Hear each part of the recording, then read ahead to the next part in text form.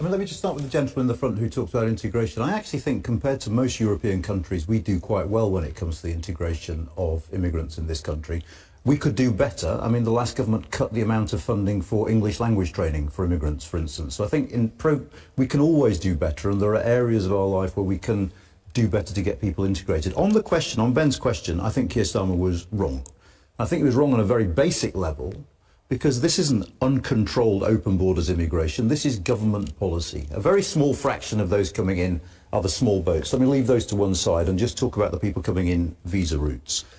We have a lot of people coming in visa routes, and we might say the number is too high. Then you've got to decide, OK, which ones would you do without? A lot of that spike in numbers was Hong Kongers, who we opened our doors to because of what was happening in China, and we said, you can come here, OK? You're British nationals overseas. A lot of them were Ukrainians because of the war going on in Ukraine. We let a lot of Ukrainians into this country, and they bumped up the numbers.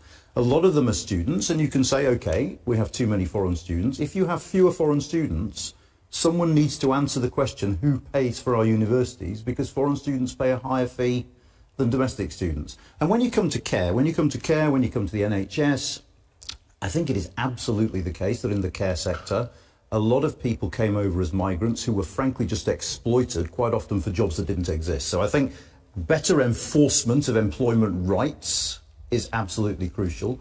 But even there, if we don't have those people coming, we need to ask questions about who is going to staff our social care homes, who is going to staff our hospitals. And so Anand, when you have pretty much unanimity from parties saying we all think the number is too high, do you not agree with that?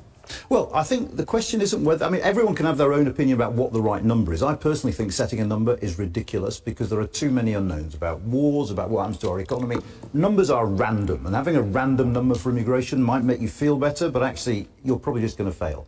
What I think is crucial is that you're honest and you say, OK, look, we want to bring immigration down. There are going to be some trade-offs around the margins. It might be some universities go under. It might be that actually we're going to have to deal with the fact that, you know, on social care, the obvious way of reconciling the problem in social care is to pay social care workers significantly more. But the one thing we're all aware of is there is no cash. OK, we're very tight on money at the moment. So be honest about the difficult choices and debate them on the back of that, I would say. All right. Yes. Man there in the check shirt.